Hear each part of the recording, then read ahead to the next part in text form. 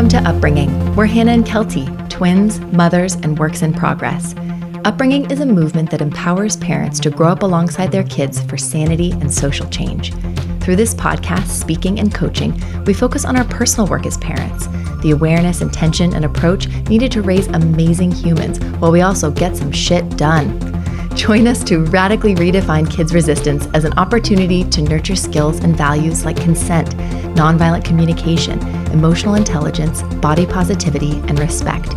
We attempt this by practicing powers beyond control, evidence-based tools that protect our kids' personal freedoms, support their skill building, and better align with how we roll as people.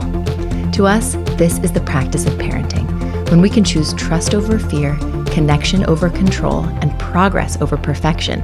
We're not just raising our kids, we're raising ourselves. Let's show up and grow up.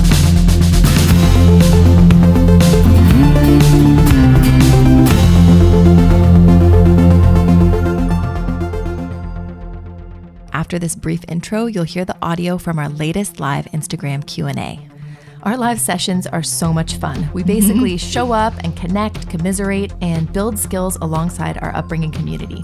Folks write in ahead of time or chime in with questions and struggles around kids' big feelings and challenging behaviors.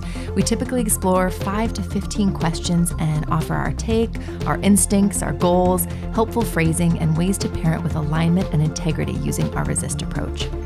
Thank you for being here and for supporting us. And if you'd like to give your family and upbringing some extra support, please visit our website at upbringing.co to learn about our upcoming membership community, as well as our shop, which is now full of informative guides and inspiring prints based on everything we've shared here on the podcast these past 2 years. Wow, 2 years. Thanks for growing up alongside us, one conversation at a time. Here we go.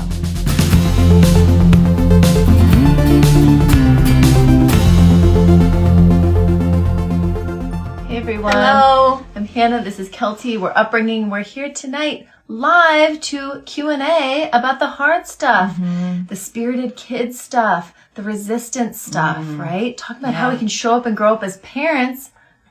How can we practice powers beyond control in our discipline in those toughest moments with our babies and our kids, when we want to be like, consequences on my terms now, threats, rewards, overpower, lectures, all the things that research is showing are not as ideal for kids, or not as ideal for our relationship, or not as ideal for learning, or in our job teaching.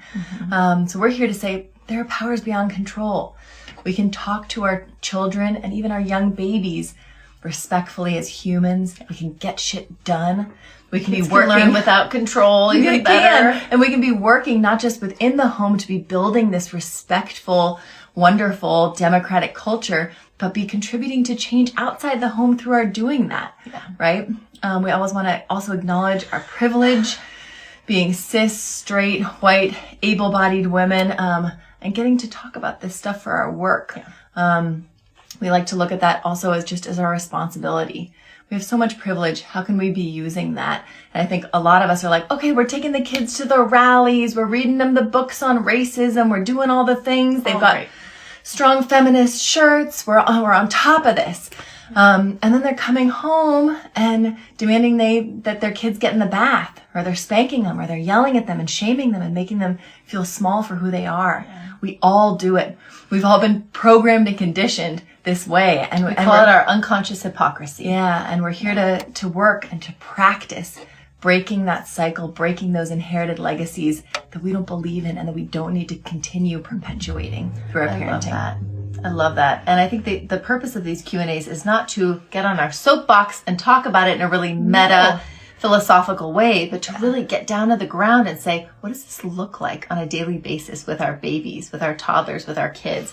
How do I show up and align my values as a progressive person with my daily practices as a parent? How can I show up with powers beyond control when this happens? When my kid does this, when my kid says this, they have to know it's not right. They need to learn. I've got to give consequence. I got to do this stuff right. Or I know I don't want to do those things. So what do I say instead? And so that's what we want to talk out. So send us your DMs or whatever's on here. Do what you comments. Do. You know, we've got some sticker questions from people, but we do. Yeah. But chime in here. We want to support you all who are here. For folks listening on the podcast, if you have any questions after this, you're listening, Join us on Instagram Live here, or DM us or email us at info@upbringing.co with any questions you have, any challenges you're facing, right? Yeah. Do you want to read the DM that we just got? Sure, really quick. Hey ladies, hoping you see this before you're live. I'm hoping you can shed some light on how to help repair some sibling resentment. We had a traumatic health experience, when our son was born, and our daughter was 4 at the time and seemed to handle it well, but has since then shown lots of anger and resentment towards him. She gets upset about things that seemingly have nothing to do with him, and all she wants to do is hurt him. When we ask what she needs to get through the tough moment, she often responds that all she wants is to hurt him, and that's all that will make her feel better. My heart is truly breaking for both of them. It's hard to help her when that's her only apparent goal, but it's really hard to have him constantly be targeted or even hear her say she hates him and wants to hurt him. Thank you for this share, Ashley. Gosh, it's so hard to hear our kids say incredibly hurtful things to each other, and to maybe even mean it a little bit. I know someone was commenting on Hannah's hot mess shirt. We made it for the shop. They're ready for the shop. In there. Yes. Mine says laid back. Hannah says hot mess. Yeah. Sorry to interrupt, Cal. That's okay. Okay. It's hard. Yeah. That's why we created our sibling conflict guide. Check it out in our shop. Supporting those moments are tricky, right? It's so tricky. We want to say, you don't mean that. Why would you say that? Look at your brother. That hurt his feelings. What are our other instincts in these moments? We go into a fear spiral, being like, they have to be best friends. They have to get along. They can't, she can't say these things about him and mean it. What does that mean for their relationship? Or at the very least, even if you don't really know. I mean, you said, this person said the apparent reason was just to hurt him. We have to keep remembering that so much else is at play here.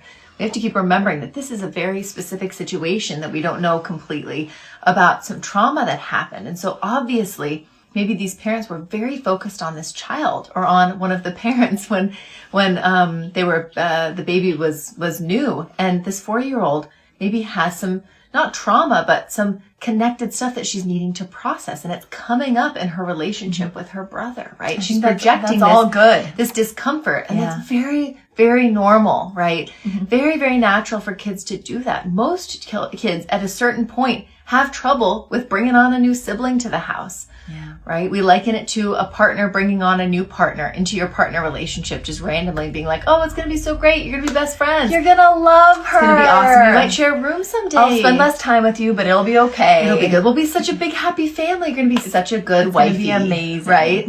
So we have to remember that even just new siblinghood is a trauma for the older kids in its own right. It is. And then throw in some other circumstances, and that's tough. But I think just remembering too that the way our kids explain their discomfort is what can ultimately be triggering as well. That it just is so painful to hear, oh my gosh, right? She doesn't like him. Oh my gosh, what does this mean? What do I do? Is that her actual problem? Is that she just wants to hurt him?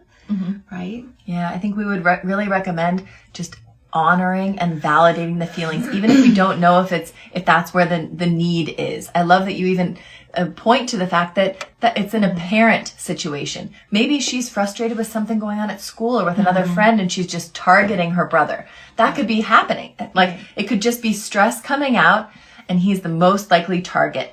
Right? And she's diving back into a few old resentments and using them as ammo. Right. And that's okay. Or it could be some real things that are resurfacing. That's okay too. And I think that's what's so great is, yes, we can play detective a little bit with our kids in these moments when they're talking shit about each other and saying really mean things. We could say, what's this about? Or what did they do? Or whatever it is. What's your goal here? But at a certain point, our goal really is to just be there, be the safe landing space for whatever feelings, to help them figure it out as they're going along, because they don't have this like master plan for their grievances and their stressors and their needs and their baggage, right? They're just expressing the best way they can developmentally in the moment. Well, and that's the thing. This person who's explaining her 8-year-old's hatred of the 4-year-old, she says that the only apparent goal is hurting him. Right? Or hating him. And I think that we have to keep remembering that that's not necessarily true at all. Every child's goal is security. It's not hating or hurting another child that's the manifestation of that deeper need. The deeper need is to feel safe. The deeper need is to resolve trauma. The deeper need is to feel loved, right? And secure. Security is the number one need of our kids. And every human. Every human. And so when your 8-year-old daughter is saying that she hates her 4-year-old brother and wants to hurt him, that's not her goal. Her goal is to feel secure again about the family, about her role in it, in her body, to even just feel like somatically secure, right? Yeah. But it sounds so permissive. That little voice on our shoulder goes, what? You're just going to support her and bad-mouthing her brother or hurting her brother? That doesn't make sense at all. You can't let her say those hurtful things, right? And I think that in those moments we have to confront our cultural conditioning and say, if I'm punishing or judging or censoring these true expressions of my child, right? What are they learning? They're feeling shame about who they are. They're feeling shame about where they are, what their need is. And we don't ever want our kids to feel that. Right? So our job in this moment is to normalize feelings of stress, of anger, of resentment, of all of those things. Be there to keep our kids physically safe in those sibling conflict moments. And to say, how are you doing? Anytime our kids say something inflammatory, terrible, soul-crushing about their sibling, instead of saying, you can't say that, what's your problem, why would you do that, that's wrong, that's not true, we turn to them and say, what are you needing? Tell me more. Are you okay? What's going on? Just like we do with each other, with our partners, or try to do when our partners are like, oh, I'm never talking to this person at work again, or I'm just going to chuck this whole thing in the yard. We're never doing this thing again. We get very binary and dramatic. That's what kids do naturally because they don't have a developed prefrontal cortex, right? Yeah. So we have to look beneath those inflammatory words and statements and say, what's at play here? Yeah. How can I help them feel safe in those feelings? Tell me everything. Thank you for sharing that with me. Oh my gosh, you're really wanting to do that, right? And I think instead of focusing on the younger brother that this 8-year-old is kind of targeting in a way with her discomfort, right? I think we can continue to just focus on her and honor the impulse, honor the fantasy. I think it's like, oh, tell me how you would kill your brother. Like that sounds insane, right? To do that. But you're trying to say, I can sit with these feelings of discomfort with you that are manifesting and projecting themselves onto your brother, who's a very easy target because he was the catalyst of this whole life change situation. He's a very easy target to say, oh, it's you. I'm going to poke you. I'm going to hurt you, when she's just feeling really uncomfortable inside, right? Whether or not it was about that early trauma from his birth or just 8-year-old stress manifesting in, I don't love my brother, right? So I would suggest focusing on her and her needs and saying, it's all so normal. Oh my gosh. And then obviously talking to the 4-year-old separately and saying, hey, how you doing? You know, I think the 4-year-old is going to read our body language, our I think response, in these moments we right? say, oh my gosh, we have to shut down the words, and we end up unwittingly empowering them by saying, oh, that's not true. You can't say that, or somehow communicating that vibe. And I think what we want to do is disempower them, not through shutting them down or censoring those words, but by normalizing conflict, underlying feelings, needs that are uncomfortable. And that can come up, like our younger kids will see that too. So they're not being left out to dry, hung out to dry. They're not saying, oh my gosh, is it true? We're saying, I know you don't mean that, or I know you mean something. We're going to figure this out. You're struggling. And the younger right now you're feeling like you want to hurt him. The younger child is hearing not, my sister feels this way about me and my parents believe it's true, but my sister's struggling. And she's having a hard time right now, and I'm just the target. Oh, we all do that. Don't we all take out our frustrations, our stressors, our trauma, our baggage on the people closest to us who are a safe place, or who try to be a safe place, right? So we don't want to polarize them any further, and we don't want to have to matchmake or do any of that either. She's struggling with him being around. She's projecting her stress onto him, this 8-year-old to this 4-year-old. It's all good. Continue to focus on her and what she needs. Listen to all of her feelings. Validate. That's what she wants. Oh, I wish. It's so easy to keep talking in those moments, or questioning or digging. And I think that we have to just try to summon this neutral presence saying, okay, you don't like him right now. What's going on? Or do you want to share more? Okay, what about him? Okay. But are you feeling extra stressed right now? How was your day? With school? How's it going with that friend? How's it going with but this, also with that? saying he's around a lot. He's still new to your life. Do you feel like you have enough space? Is there anything we can do to change things up? And she's like, yes, to kill him, to get rid of him. And you're like, okay, that's one option. It's an option. What about, do you need a little more extra time with me? Do you need a little bit more space at the higher up table so he's not getting into your stuff? We can figure this out. And I think that's what do you need? What are you needing? Other than that, that's with the 8-year-old problem solving, innovating, our innovate step, right? But I think that we can also innovate on our own or with a partner or other caregiver and say, what else can I do to support this 8-year-old? Yeah. How can I be spending wants nothing time, quality time?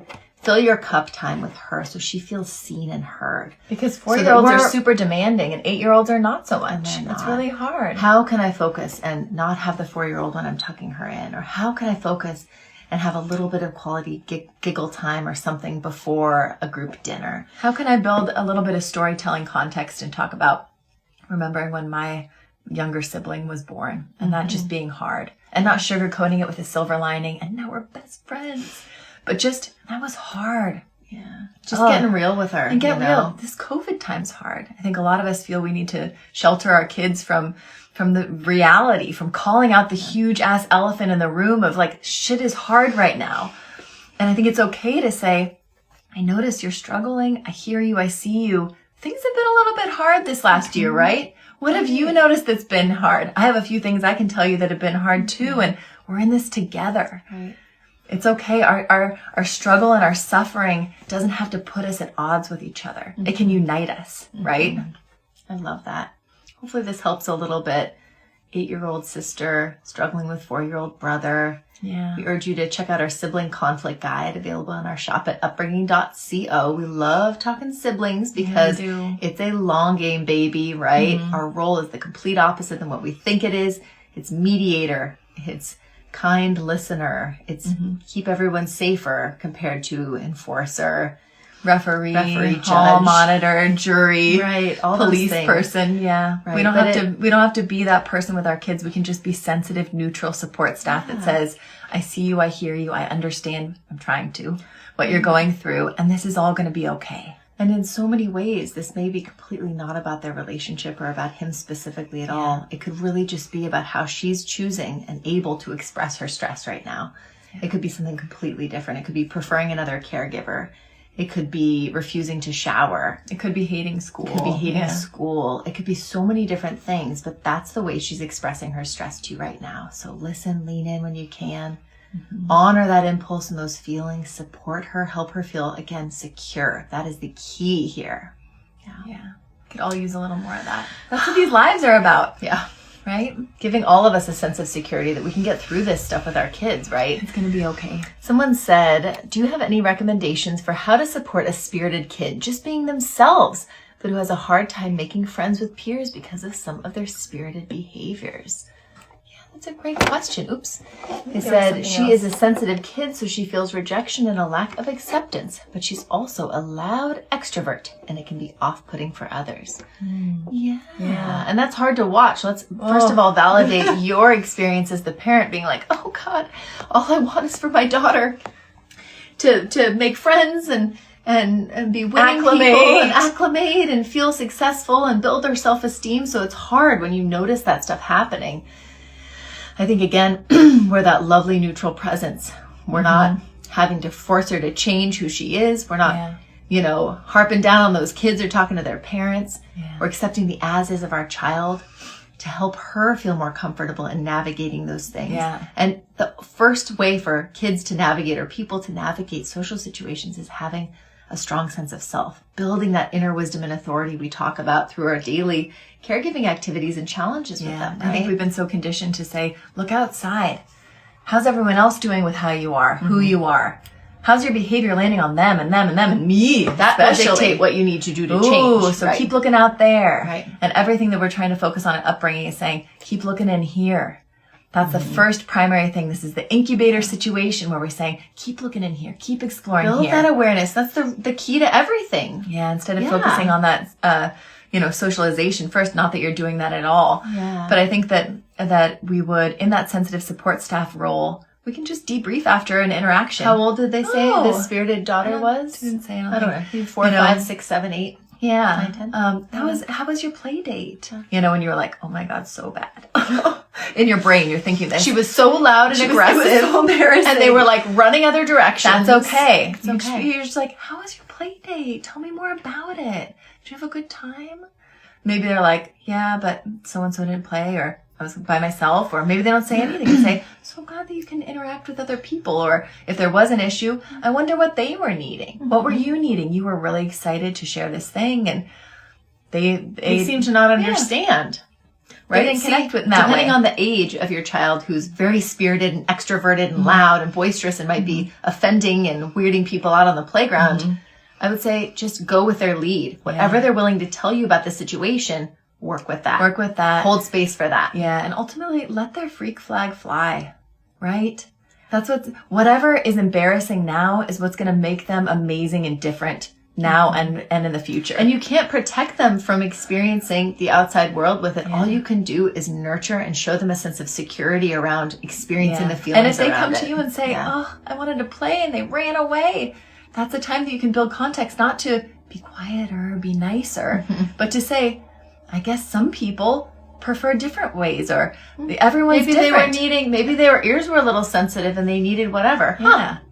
But not to ever shame our kids for their expression of excitement, of play, of interactions, of socialness. They'll figure out how to fine tune over time. What they need from us is not being fine tuned at home. Yeah. They need us to be nurturing and building their self-awareness and their self-love, so that they can go into the world and then say, I love myself. Hey, what'd you say? What'd you need? Oh, sure, I can do that. I'm going to find a tribe of people who love me exactly the way I am. Yeah. I'm going to find a partner who loves how loud and boisterous I am, and not somebody who needs these things. So I'll temper myself down and temper myself down. Or constantly be questioning, was that too much? Was that... We're very sensitive people. I'll like wake up in the middle of the night after a party and I'll like literally be like, oh my God, I said that. Were they offended? I text you in the morning and I'm like, oh my gosh, when so-and-so said this, like we're so high self-monitoring. Like, we're so high self-monitoring to a fault. And that's our sensitivity. It's our temperament. It's how we were conditioned with our families. And we do not want our kids to feel shame for being who they are. We want them to be aware of who they are, but they don't have to feel shame. So we want to focus on awareness over external kind of appraisals and stuff. Yeah, it was funny. We were sharing recently on the lives and podcast. We were asking people about their wins, and someone submitted one that we brought up one time. I was going to bring that up. Thank you. And she said, I had this win, and I was driving with my daughter to a play date, and it was a play date where with this one kid, often my daughter gets really bossy and really dominating, and I was kind of bracing myself for that, being like, oh gosh, she's going to be bossy and dominating. So I said something to her like, oh, I hope you have a really good time, and you don't have to be to this or to that. And she was silent, and I said, what's going on? And she said, I feel like you're trying to change who I am. This like 5-year-old, 4-year-old. And I just love that this mom wrote to us and said, that was a win. My fail was a win in realizing, because of my beautiful daughter calling me out, that I was trying to control who she was, because it made me uncomfortable personally. It was just like so amazing. And we encourage you to share your wins, what you think of as a fail. We'll tell you why it's a win. All those things make us really happy. Definitely. Did you see there was someone said a win? Angela, you said, finally getting better at calmly rephrasing the hateful, quote unquote, things my kids are saying to each other. Thanks to you. Working on my wows. Wow, you sound really frustrated with your brother. You're working on the wows. I love the wows. They're amazing. Oh, wow is like our saving grace. Wow, okay. Wow. Not in a patronizing way, not in an actual like, wow, but in a like, wow. Yeah. Oh, I sparkled us. Sparkled us. I don't know what's going on. Okay, what else is going on? I think somebody had shared a win. Let me find it here. I thought that there was it Amy? We got to catch up on all these. Yeah, all we got a lot of stuff going folks on. Who are here. Welcome, everybody. Amy said she liked the tell me more. So when our kids have big feelings, especially that repulse us, the last thing we want to say is, tell me more. But tell me more. Tell me more. Right? Oh, it's so hard. We're honoring that impulse. We're saying it.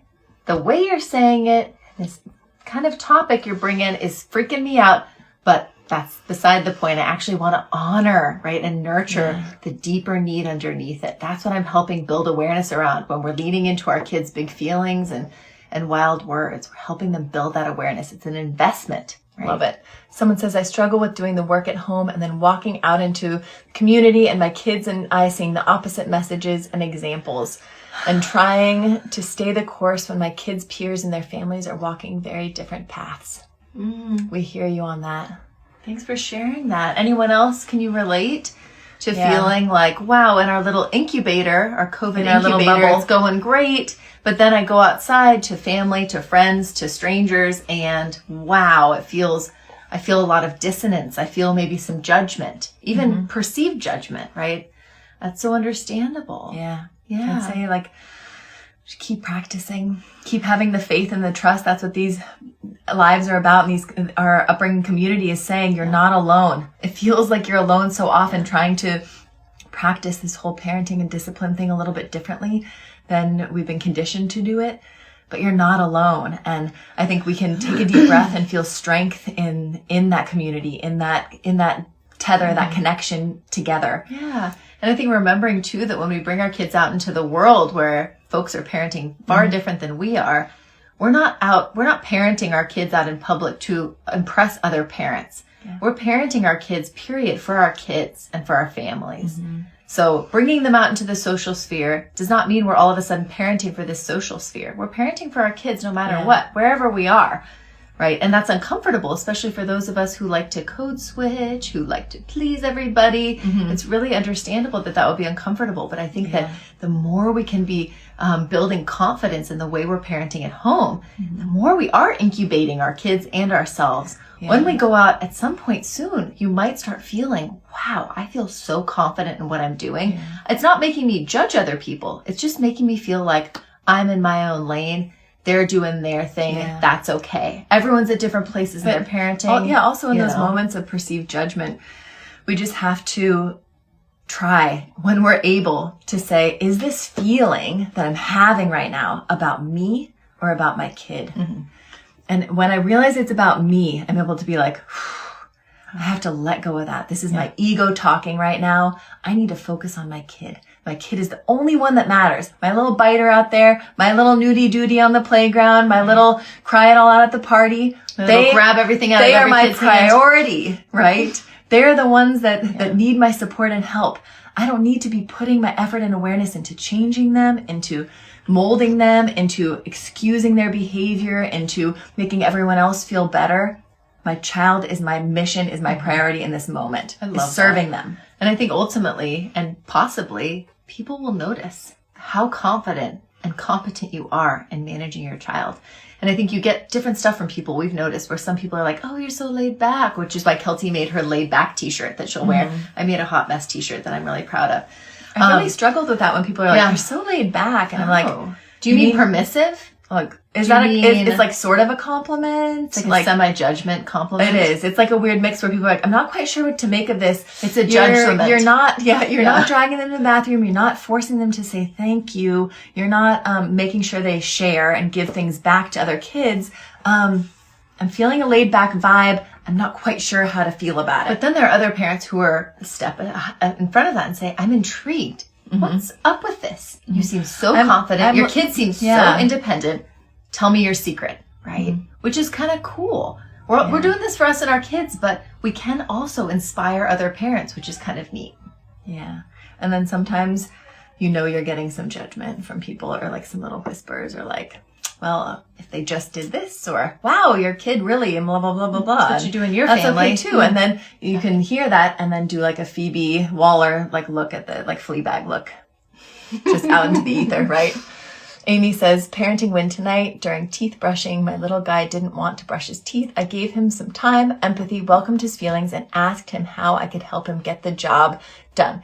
He told me we could pretend a different, more fun scenario instead. I offered to pretend we were at the dentist, which he loves. We got the teeth brushed with giggles and a smile. Thank you. Oh my gosh, Amy. Beautiful. Oh, I love that. That's fantastic. Way to go. Make that shit fun and give your kid the opportunity to innovate with you. Yeah. Once you start innovating, once you start getting creative and goofy, when you encounter some resistance, it's so much easier for that you to your child. And it's more fun for you as a parent. Sorry to interrupt you. Oh, that's okay. We were coaching a few folks today, and both of these things came up in the session about that idea of saying, exploring and working through and investing the time to innovate through our kids' resistance is so amazing and helpful. Yeah. It will help our kids when they're older and they've got a paper to do in college. They've got the taxes to do. They got to get their butt to the gym. Clean out the garage. They got to call that mother-in-law. They got to do all these things that are like, for some reason, I'm just so uncomfortable in here. And instead of just being like, I'm just not going to do it. Just not going to take care of it. Right. Or projecting, angst on turn to call people, me, or like, it's just a garage, or right, whatever.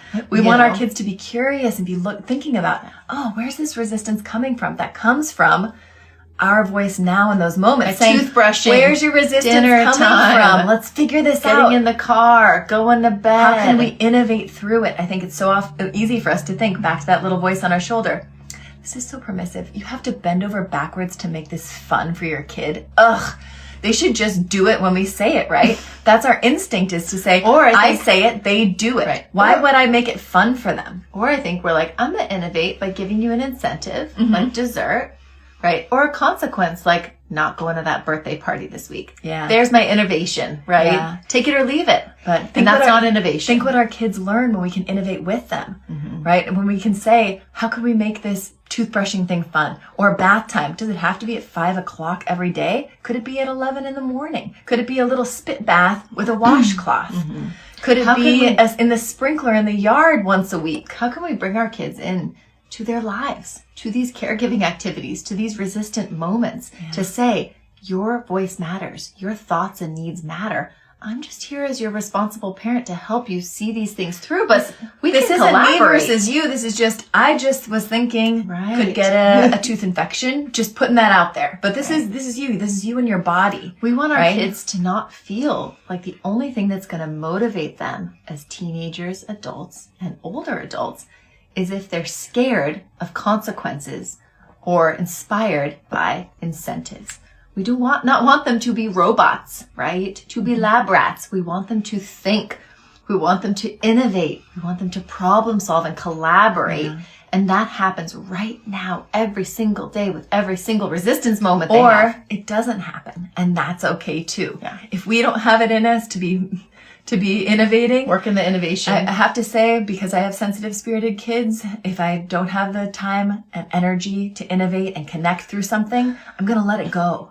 Right? I'm going to say, I don't want to die on that hill. This is not worth creating a negative association and a negative relationship moment about toothbrushing or bathing or picking up the toys. You will say, based on your spirited kids, that you'll just let the toothbrushing go. I will bail. Because you know that pushing harder will actually create more resistance over time, not less. They're not the kind of kids where you push a little harder and they go, okay. That's Hannah's kids. When they do that, the tears just shoot out of my eyes. It's like, just a different type. They're related, but not that closely. Yeah, absolutely. Someone says, our little almost 4-year-old says, I believe in myself often, and it makes me thrilled. Starting that self-confidence and embracing oneself at a young age is huge. Yes.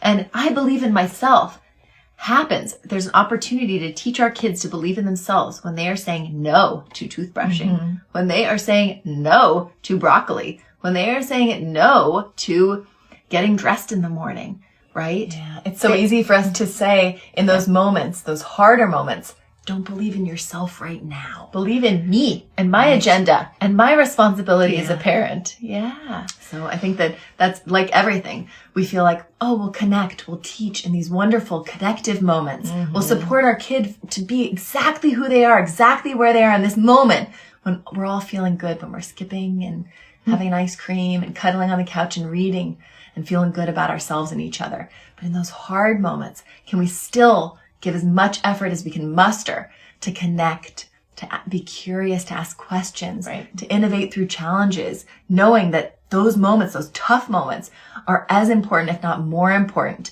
for our kids to believe in themselves and that they matter.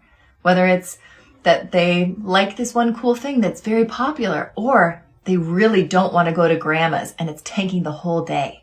They need to believe in themselves then too, right? It's a fine line between being like our needs, their needs, this responsibility we have, an agenda and consistency and routine, and also just human rights, for another human, right? Yeah. Constantly weighing that. Oh God. The pros and cons that the constant kind of weighing is exhausting, but that's the mental work to honor and respect another human being and not just be a dictator, right? Yeah. Hannah was talking recently to me about how every now and then her daughter, and mine too, will just say, but I want to stay outside. Why can't I go back in? As in like, you can't tell me what to do. And I know that sounds really crazy. You're like, well, I'm the parent, so yes, I can tell you what to do. But think of this human to human. This is their life. I don't want to eat that from my body. I don't want to put my body in the water right now. I don't want to go from outside to inside. I don't want to lie down and pretend to sleep when I'm not tired. We have to keep these moments of resistance in our mind as basic human rights moments where our kids are fighting for who they are and what they need. And it's such a pain in the butt. And remembering that inner wisdom our kids have is automatic. They know how they feel most of the time. Yes, no, now, later, right? This way, that way. But it's the inner authority that we're really working on as parents. Not squashing. In these moments is not squashing that inner authority to say, I know how I feel and I feel confident or permission to express that. Or advocate for that thing. Right, or advocate for that. So that's why we're so sensitive about all of these conversations and challenges. Not because we want to be permissive doormats, not because we have so much extra time on our hands, but because these conversations matter when it comes to needs. We're conditioning our kids to believe specific things about their needs. Do they matter? What even are they, right? Do other people have needs that matter? How can we create conversations to try to get two parties, multiple parties' needs met when they don't? Even when one has more power, and especially when one has more power than the other. That's the beauty that we're teaching our kids, is not just how to get needs met, but to consider power dynamics and be very sensitive about that. Yeah, we mentioned earlier in the episode and video our power or our privilege as white women doing this work, the responsibility we feel we have in doing it, but also I want to, always touch back on the power and privilege we have as parents. And I think we're raised to believe that the power we have as parents is permission, is permission to control and to dominate and to oppress, in the name of teaching our kids. But our power is still privilege in the parent-child dynamic. We can uphold the things that need to happen once we've questioned ourselves, whether they actually need to happen, gotten clear on those things. And we can still do so warmly, and we can still let things go and make things a conversation with our kids whenever we're able. Sometimes we're going to click into dictator mode and roll that way, and that's okay. We can always circle back in our trust step and be like, whew, got a little hot at bedtime tonight. I kind of forced you into the tub. I'm really sorry. It's your body, and maybe you weren't ready, or this is what I was needing. Next time I'm going to. I really cracked down on school stuff today. You were kind of flagging, and I was like, go back to the computer. I felt worried that this and this and this. I should have taken a deep breath. I'm really sorry that I couldn't be there to support you, because I know that when you don't want to do school, it's probably because you're struggling, not because you're trying to be annoying to me and make me worry. Next time I'm whatever. Paper Mooning, you said, my 10-year-old has such a strong sense of self and it wows me. I envy that confidence. It's beautiful. Big win. Not in my conservative family's eyes. They look at her as a child in need of more discipline. Oh, sure. You bet. And we've got some great conversations going on here. I want to tap into these. Amelia, I feel like we got a portion of what you said. With in the past, you would have been mortified, but she worked so hard to care for the yard and you were proud of her. So we didn't hear the other part of it. So fill us in. Maggie, you said, I was mortified at first, but my daughter straight up told a neighborhood mom who she knows that timeouts are bad and don't teach anything. Super proud after the initial shock. Okay. That's cool. A little change maker. Yeah. She's got her opinions. Okay. She feels safe sharing them. Yeah, I love that. Hey, that's amazing. Yeah, we were and you can just reflect with her. We were talking today in a coaching session about the idea of a time in. How easy it is to want to exile our kids and be like, just go fucking figure it out over there. Like, I can't deal with this. Yeah. You're punished. Go to your room.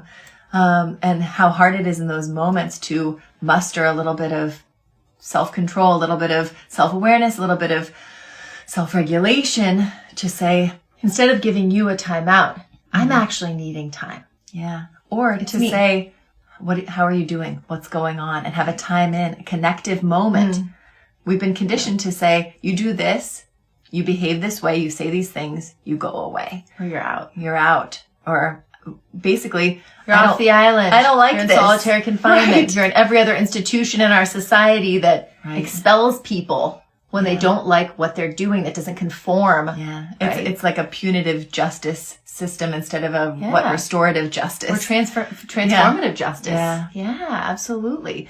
Paper Mooney, you said, yep, my partner's family lives in a very much power over the child dynamic.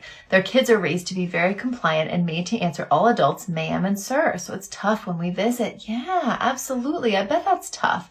That's a lot of cultural things at play and a lot of kind of dissonance with what's going on. You don't want to disrespect them because they clearly really need those vocalizations and those kind of official manners, right?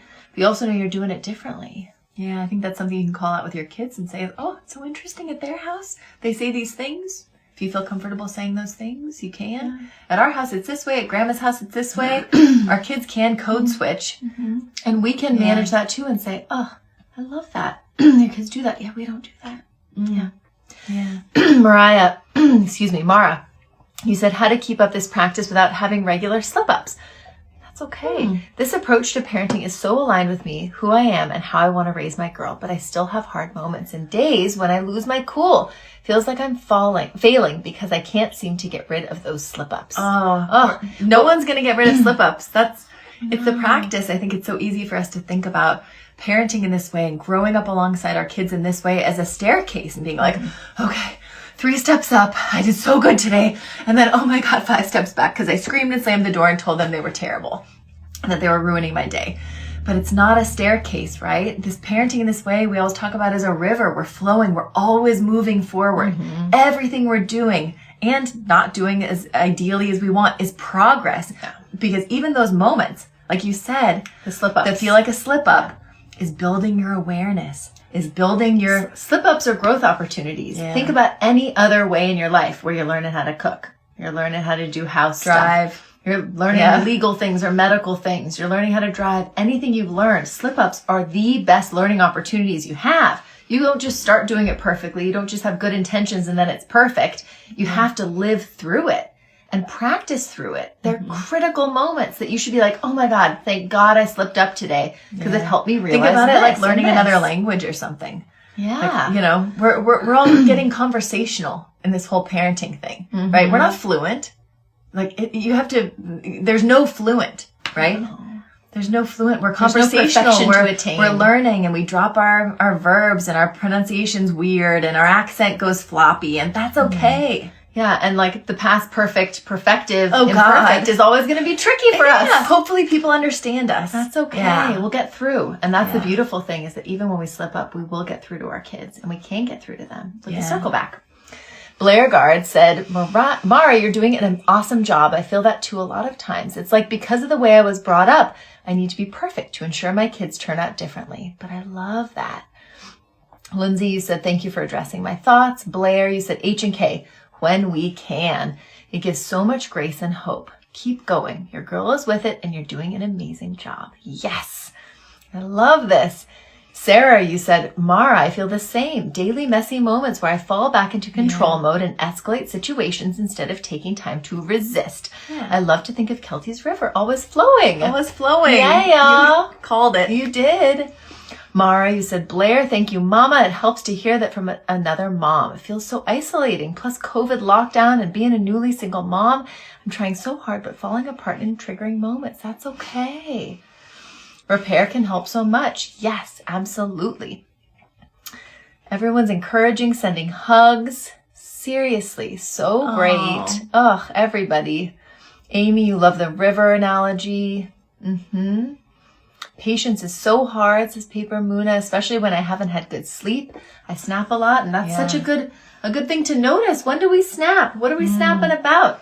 Those types of things, quote unquote, mistakes. We could do a whole live on mistakes but we're going to wrap this up and say all of that stuff is good. All of that stuff, our kids' resistance, our big feelings, our kids' big feelings, our misbehavior, our kids' misbehavior, our negative thoughts, our kids' tabloid worthy negative thoughts and statements. All of it is beautiful. It's all necessary. It's all creating relationship. That's how relationships grow. That's how people grow. Yeah. Is through those little tough moments that raise awareness and build skills and connection over time. Yeah. Who would we be? What would we be without those moments? There would be no awareness. We would all just be floating along. Yeah, we've been so conditioned through our society to think of mistakes and all of these choices, anything contrary to the flow of progress and obedience and conformity, to be shameful, to feel shame, to think they're wrong or we're bad or any of these things. And with this whole new thinking, we're saying that's not true. We're all worthy no matter what. We're all wonderful no matter what. We're all human. We never have to feel shame or blame. We never have to be punished or have consequences for being a human being. We can make everything through a resist approach or any other approach a conversation to say, I struggled this way. You struggled this way. What can we do? Or you were needing this and I was needing this and it didn't work out. What can we do? Right? Not all of us had that parent that when we made mistakes growing up, they said, you're still worthy. You're an amazing person. You're just learning through this. Yeah. So now when we make a quote unquote mistake or a slip up, we go into shame. We go into a feeling of, I'm not good enough. I'll never be good enough. We go into binary thinking. Mm. And that's what these conversations are about. We're going to wrap this up, but thinking and saying, when you feel like you've made a slip up, when you've done something that you would prefer not to do or would have done differently if you'd had more sleep or more food or more time or more patience, remember, we want to build that thought and that inner voice back into your head. Hannah and Kelty, other moms saying, it's okay. You're a good person. You're always doing your best. These things happen and you're learning and you're growing. One conversation, one meltdown, one moment at a time. We're all in this together. We hear you. We're with you. We're on your shoulder. We're holding your hand, right? We're all here together. Yeah, and we're proud of you, and you should be proud of yourself. Yeah, and I think just let's extend that like universal benefit of the doubt. Yeah. To ourselves, to each other, to our kids.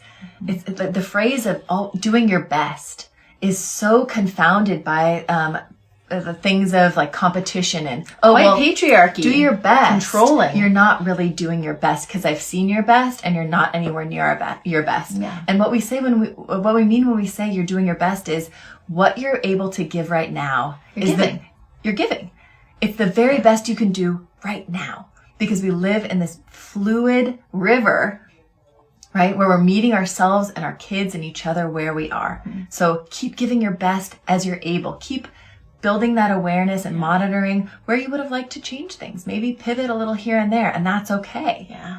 Right? But give yourself the benefit of the doubt. Give your kid the benefit of the doubt always, that they would rather be doing better than they can if they're not doing the best. Yeah. Right? And to round out that thing that we spoke at the beginning about security being the number one thing that every child and every adult needs, saying you're good, you're wonderful, you're valuable, no matter what you say, no matter what you do, creates a sense of security for growth to exist, for growth to move on, for you and your children and your family to evolve, right? And to be breaking these cycles and these legacies that say you're only as good as the way you behave and what you say and what you do, which is just bullshit. Yeah.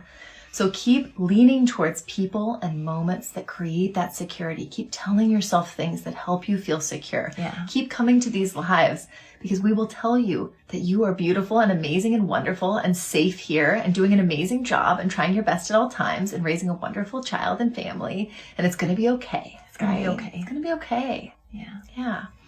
Someone said, love, love, love this. Thank you. Amy, freaking love these lives. Such a lifeline. Thank you always. Thank you all for being here. Blair, thank you always for the hope, encouragement, light. Paper Moons helps to remember they need me to be grounded in a chaotic moment instead of triggered. Sure, absolutely. They need us to be that. We can't always be that. That's okay. We don't have to do anything else but just calm our nervous systems. It's all about the nervous systems for security, right? It's so easy for us to think in these moments when our kids are challenging us or saying mean things or destroying stuff or resisting or doing this stuff. We have to teach them. We have to stop something. We have to explain. We have to impart. And I think that's part of what gets us so wound up that we lose our shit. Mm-hmm. And I think if we can continue to think, my number one goal right now is to regulate myself so that I can calm and de-escalate whatever's happening. Right? If I can just keep myself calm enough to interact with whatever's happening in a way that I'm going to feel good about and everyone's going to feel good about and can make some good ripples. All the other learning can Great. happen later. Everything else We'll can figure it out later, right? Keep everyone safe. Keep everyone chill. Come back to it later. Yeah, put a pin in it. Yeah, absolutely. Keep doing this most important work, please, and thank you. Thank you, Lindsay. Thank you. My heart needs this message. We all need this message. Yeah. Thank you all for being here. We will be back next week. Send us a DM. Check out our shares this week on Instagram. And Our shop, we've got 20% off this week. On guides, prints, all the fun stuff. Hopefully this hot mess shirt will be in there, and Kelsey's laid back one if you're interested. Up there. Yeah, I'm reclaiming the phrase hot mess and saying, yeah, I am. So, And what? yeah, and I'm still amazing and lovable and wonderful. Oh, thank you all. So we're doing lives once a week. So we'll be here Thursdays. Yeah. Till future, notice. We'll All tell you. right. Okay. Bye, everyone. Good night, everyone.